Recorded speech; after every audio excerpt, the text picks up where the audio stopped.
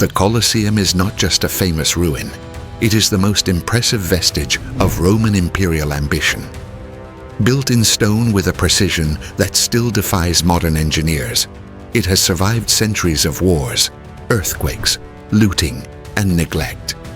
But before becoming a symbol of eternal Rome, it rose from the ashes of a tragedy. It was shaped by the pride of an emperor and designed to subjugate, both for its beauty and its brutality. On this journey, we will discover the true story behind its construction, purpose, and survival. This is the Colosseum as you have never seen it before. In the year 64 AD, Rome burned. For days, a fire of devastating proportions consumed entire neighborhoods of the city. Of the 14 administrative regions, 10 were affected. Houses, temples, shops, libraries, everything was reduced to ashes. The tragedy was so great that even the public grain stores were burned, putting the capital's food security at risk.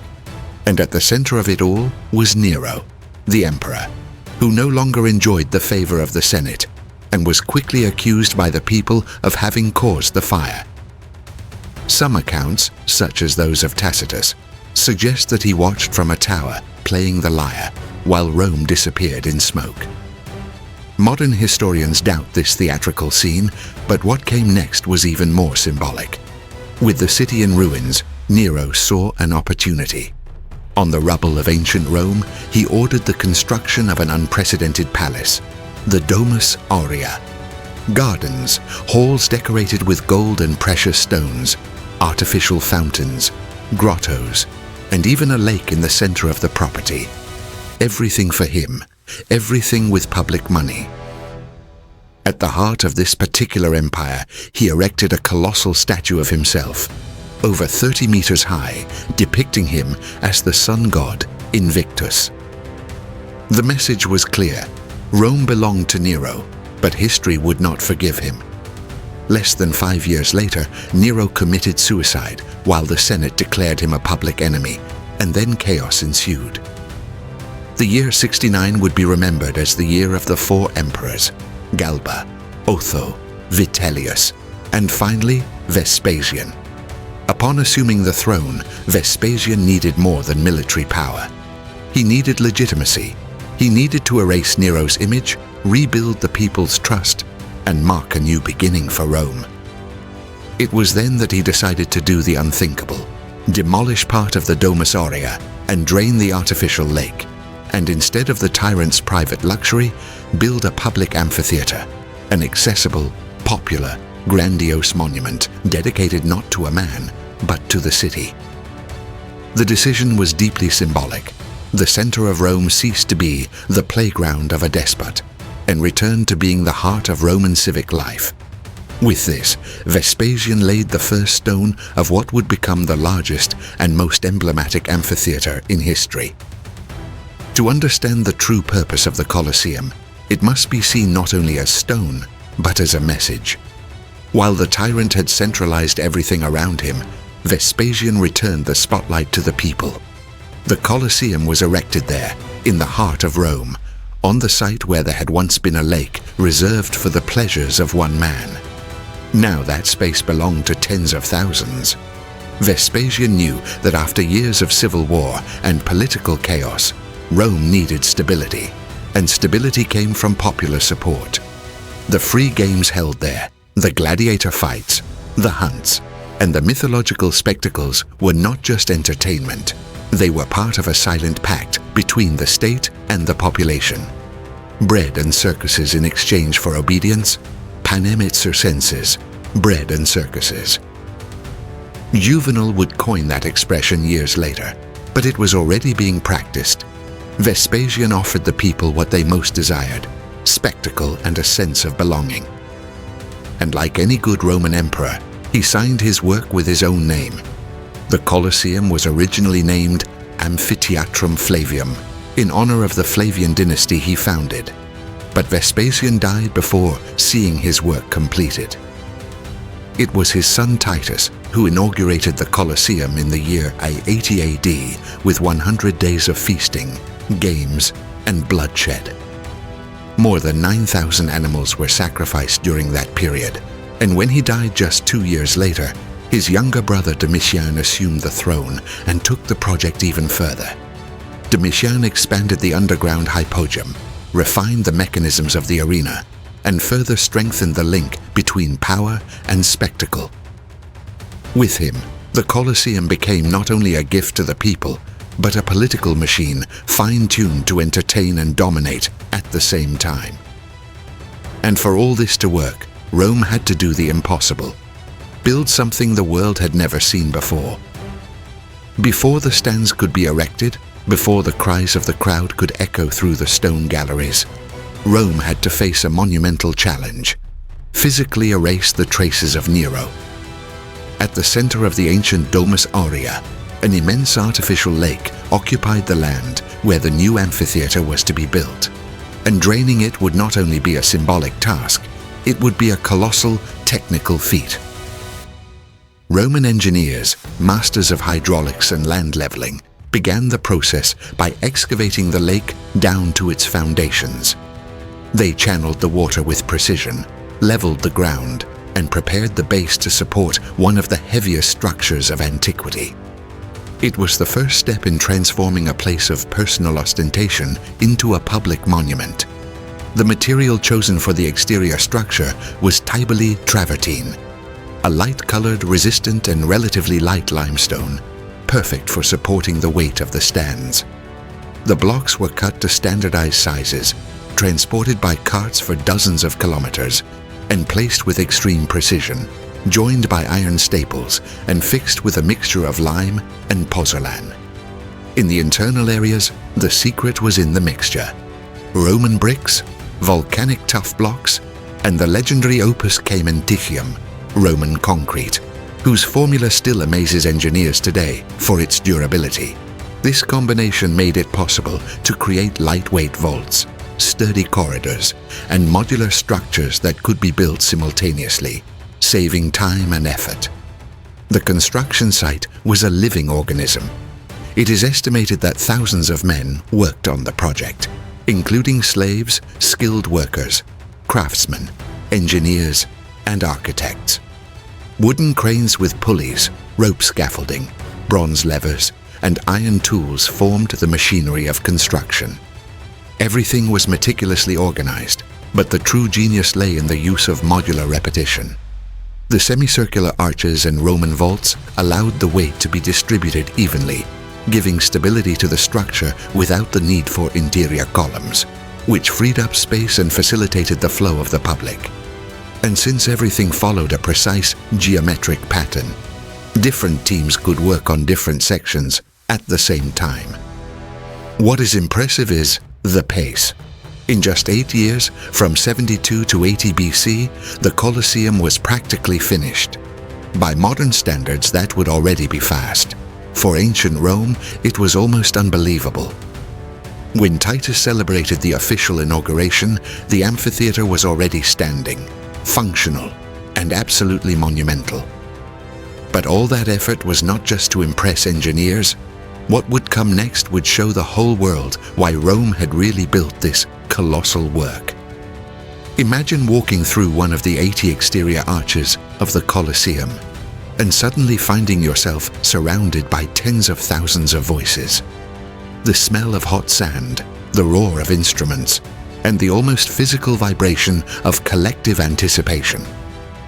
For any Roman citizen, that moment was not just a visit to the amphitheater. It was an immersion into the beating heart of the empire. The elliptical arena, about 86 meters long and 54 meters wide, was covered with wooden planks covered with a thick layer of fine sand. The sand that would give rise to the word arena. This layer absorbed the blood from the fights and made it easier to clean up between shows. Around it, a high marble wall separated the stage from the audience. It was literally a barrier between death and the eyes that longed to see it. Beneath the feet of the spectators lay the hypogeum, an underground labyrinth of tunnels, cages, platforms, and manual elevators. There, wild beasts, gladiators, and even entire stages were raised by means of pulleys and counterweights, suddenly appearing in the center of the arena as if emerging from the bowels of the earth. Everything was timed, controlled, spectacular. It is estimated that between 50,000 and 70,000 people could occupy the Colosseum simultaneously. But the seating arrangement was not random. It reflected Rome's social hierarchy in stone. Senators occupied the front rows, followed by knights, common citizens, freedmen, and at the top and furthest away, women and the poor. This visual organization reinforced the idea that Rome was a caste society on a daily basis. By attending the same show, everyone knew exactly where they stood. But the games were not just entertainment. They served political, religious, moral, and even legal functions. Executing criminals in the arena before thousands of eyes was not just punishment, it was a lesson. Recreating myths or famous battles was a way of reaffirming Roman identity. Distributing food, gifts, and coins to the public was a generous reminder of imperial power. And all of this was free. The Colosseum was a perfect machine of symbolic domination. While the people were fed and entertained, the state reinforced its values and consolidated its authority. The Colosseum was not built for innocent celebrations. It was, at its core, an altar of death, a choreographed machine designed to transform violence into spectacle. And everything there was meticulously rehearsed, timed and staged to provoke a collective catharsis. The shows followed a specific order. At dawn, the Colosseum opened with staged hunts in which professional hunters, called venatores, faced exotic beasts before the audience. These were brutal, bloody battles, almost always unequal. The animals came from all corners of the empire. Lions and leopards from Africa, tigers from Parthia, bears from Germania, elephants from Numidia, crocodiles from the Nile, even rhinos and giraffes. Transporting these creatures was an impressive logistical operation, worthy of a global empire. Specialized ships, reinforced cages, soldiers escorting them, all to ensure that terror arrived alive at the heart of Rome. Suetonius recounts that during the inauguration of the Colosseum alone, more than 9,000 animals were sacrificed in 100 days of festivities. After the hunts came the public executions, but it was not just about killing criminals. The condemned were integrated into staged performances that mixed mythology and sadism. A prisoner could be dressed up as Orpheus and thrown to the beasts, or represent Prometheus being devoured by a vulture. Others were crucified, burned, torn apart by machines, or forced to fight each other with weapons. It was punishment, yes, but also theater and part of imperial pedagogy, to show that disobedience led to destruction. And then they arrived, the gladiators.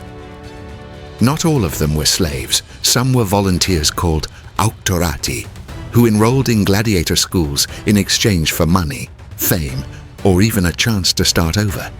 They lived under military discipline, with rigorous training, controlled diets, and medical care.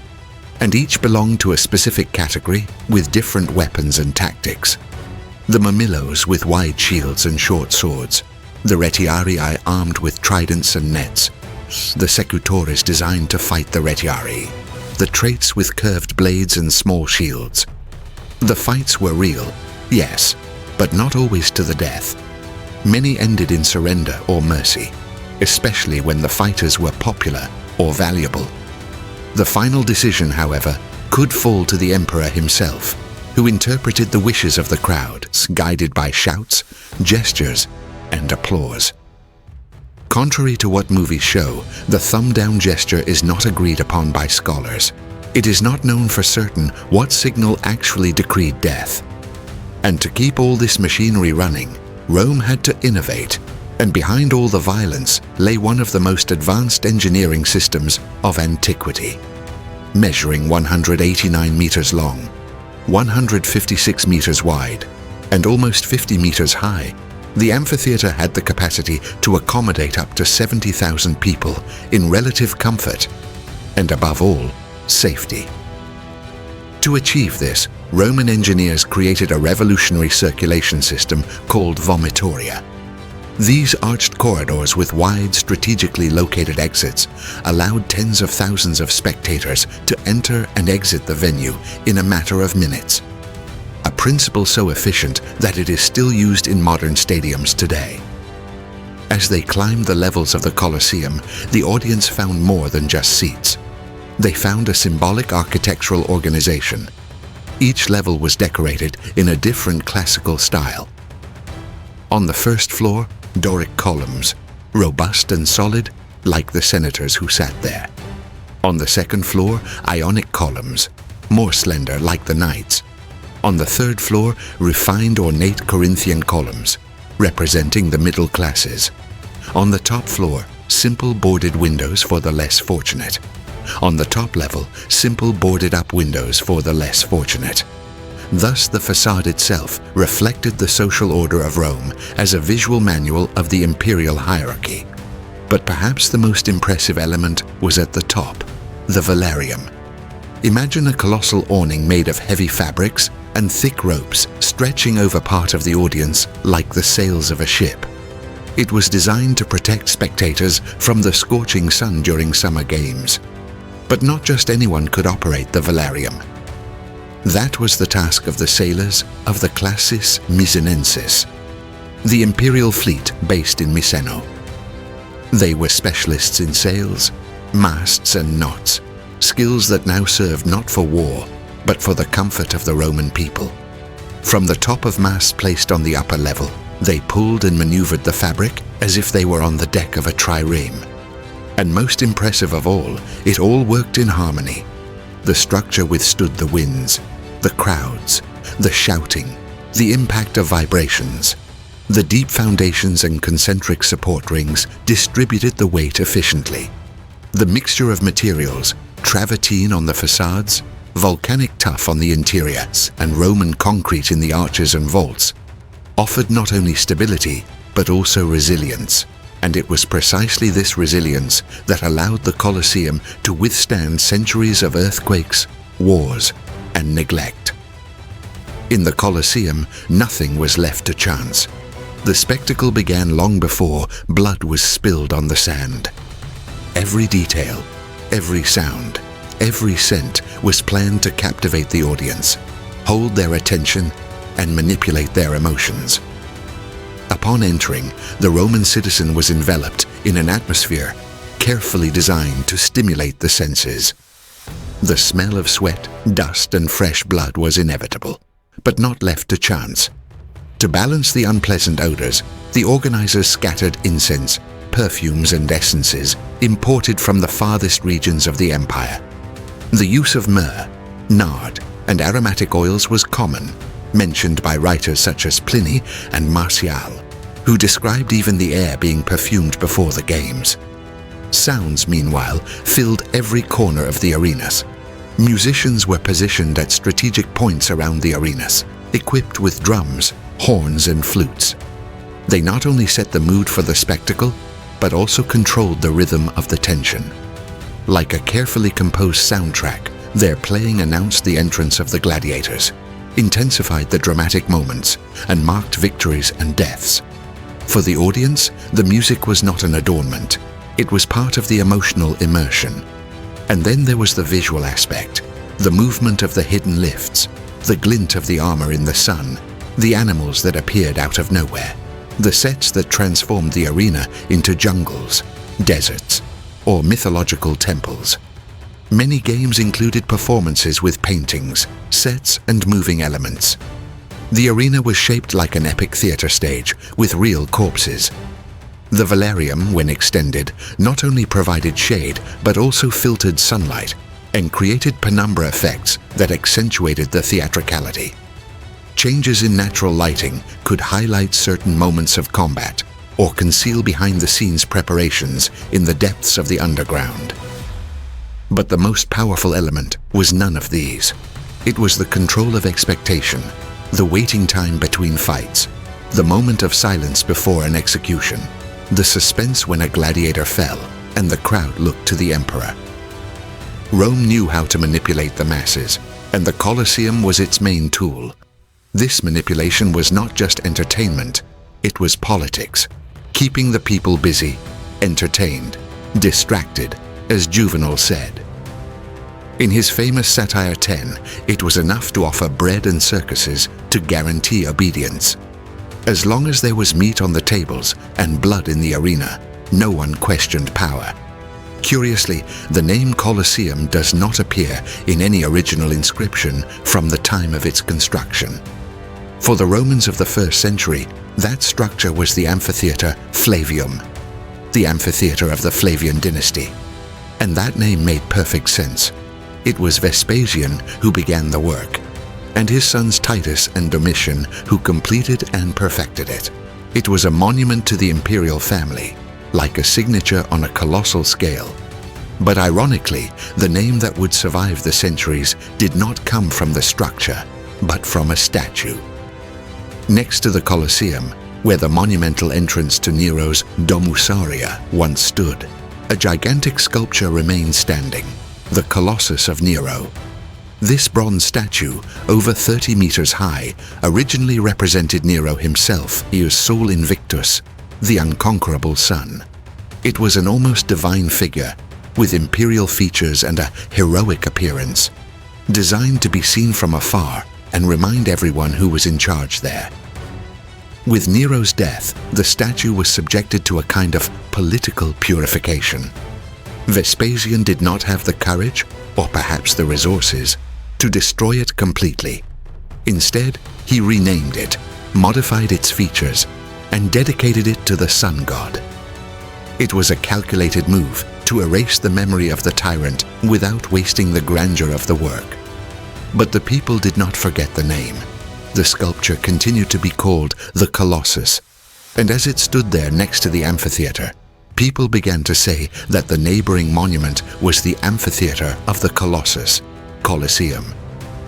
It was not until centuries later, in the High Middle Ages, that the name Colosseum appeared in writing. The English monk Veda, the Venerable, already in the 7th century, recorded a phrase that would become almost prophetic. As long as the Colosseum exists, Rome will exist.